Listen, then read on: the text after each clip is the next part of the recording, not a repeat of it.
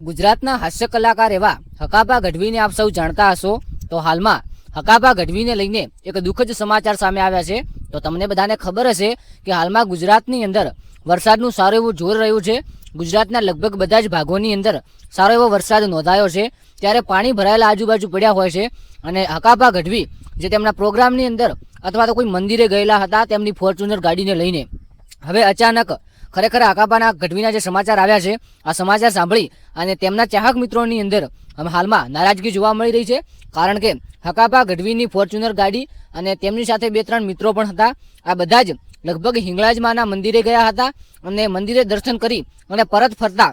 એક એવી બનાવ બન્યો છે જે ખરેખર આપણને સારું એવું ઉદાહરણ આપે છે। તો હકાભા ગઢવી અને તેમના જે મિત્રો દર્શન કરીને આવતા હતા અને હકાભા ગઢવી પોતે જ ડ્રાઇવિંગ કરી રહ્યા હતા, ગાડી ચલાવી રહ્યા હતા, ત્યારે અચાનક રસ્તાની અંદર સાપ આવતા એટલે કે ગોગા મહારાજ આવતા હકાભા ગઢવીએ વિચાર્યું કે સાપને બચાવવા માટે અચાનક ટર્ન કાપ્યો ગાડીનો અને આ ગાડી છે આ પાણીમાં જતી રહી। જી આ મિત્રો, આજના સૌથી મોટા સમાચાર છે કે ગુજરાતના લોક સાહિત્યના સૌથી મોટા કલાકાર અને ખરેખર સારું એવું નામ છે હાસ્ય કલાકારની અંદર તેવા હકાભા ગઢવી એક સાપને બચાવવા જતા અચાનક તેમની ગાડી છે આ ગાડી પાણીની અંદર ઉતરી ગઈ। અને પછી વાત કરવામાં આવે કે હકાભા ગઢવીને વાગ્યું કે નહીં વાગ્યું, તો ખાસ કરીને હકાભા ગઢવીના સોશિયલ મીડિયાની અંદર સમાચાર વાયરલ થયા અને ત્યારબાદ હકાભા ગઢવીએ ખુદ તેમને જે મીડિયા પ્રશ્નો કર્યા ત્યારે ખુદ જવાબ આપ્યા છે કે આખરે આ બનાવ કેવી રીતે બન્યો હતો અને મીડિયાવાળાએ પણ પૂછ્યું કે શું તમને ક્યાંય ભાગમાં ઈજા થઈ છે, તો હકાભા ગઢવીએ કહ્યું કે પહેલા તો મને પગની અંદર દુખાવો થતો હતો શરૂઆતમાં તો, પરંતુ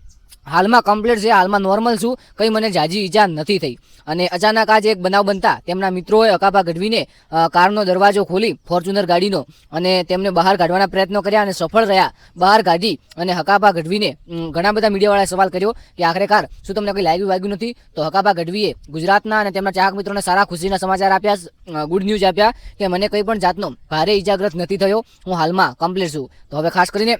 આ વિડીયો બને તેટલો શેર કરજો, વિડીયોને લાઈક કરજો। અને વાત કરવામાં આવે કે શરૂઆતમાં કીધું કે સારું ઉદાહરણ પૂરતું પાડ્યું છે, તો તમને બધાને ખબર છે કે હાલમાં ગુજરાતની અંદર મોસમ છે વરસાદની, તો ખાસ કરીને ડ્રાઇવિંગ કરતા લોકો માટે તેમની વચ્ચે કોઈ સાપ છે, કોઈ જનાવર છે, કોઈ નીલગાય છે અથવા તો હરણ જેવા જે પ્રાણીઓ છે આ અચાનક રસ્તાની અંદર કોઈક વાર આવી જતા હોય છે, તો બને તેટલું સેફલી આપણે સારી રીતે ડ્રાઇવિંગ કરવું। બાકી આવનારા વિડીયોની અંદર મળીએ, ચેનલને સબસ્ક્રાઇબ કરી વિડીયોને લાઈક કરી નાખજો અને ખાસ કરીને એ પણ જણાવજો કે કયા ગામથી વિડીયો જોવો છો, તમારા ગામની અંદર વરસાદ કેવો છે જરૂરથી જણાવજો। તો આવનારા વિડીયોની અંદર બધે મળીએ, બધા ભાઈઓનો ખૂબ ખૂબ આભાર, થેન્ક યુ।